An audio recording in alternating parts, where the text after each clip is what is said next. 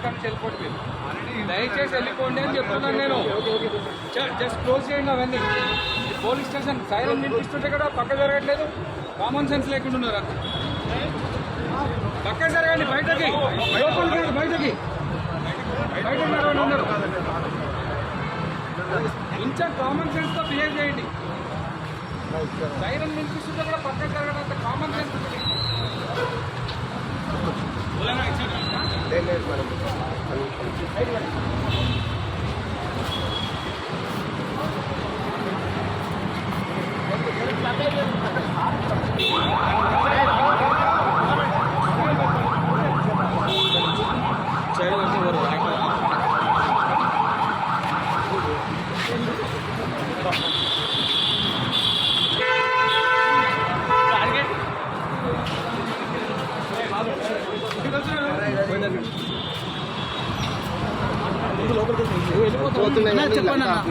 చెప్పండి మీరేమంటున్నాం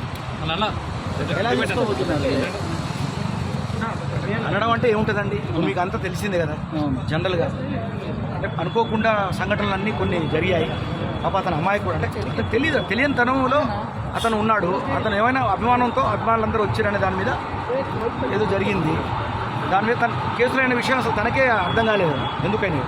ఆ పరంగా అంత మంచి టైటిల్ గెలుచుకొని ఒక అంటే కామన్ మ్యాన్గా వచ్చి ఒక ఎక్కడ మట్టి బిడ్డగా వచ్చి పాప అతను ఏదో చేసుకునే విషయంలో అతనికి ఇంత కేసులు అంటే లీగల్ కేసులు అయ్యి అతని మీద ఇలా జరిగినాయి అంటే చాలా బాధ అనిపించింది. కళాకారుడిగా నాకైతే బాధ అనిపించింది. ఒక మానవతా దృక్పథంతో ఇక్కడ రావడం జరిగిందండి. అంటే పోలీసు వాళ్ళు అంటే పోలీసు వాళ్ళు వద్దంటున్నా కానీ ర్యాలీ చేశారని అంటున్నారు. ఒక వీడియో కూడా రిలీజ్ అయింది, దాని వల్లనే ఎక్కువ ఎఫెక్ట్ అయిందని అంటున్నారు. మీరు వెళ్ళండి అని చూశాను నేను అంతవరకే, కానీ అది దాని గురించి కరెక్ట్గా నాకు కూడా ఎంతవరకు కరెక్ట్ అంటారు?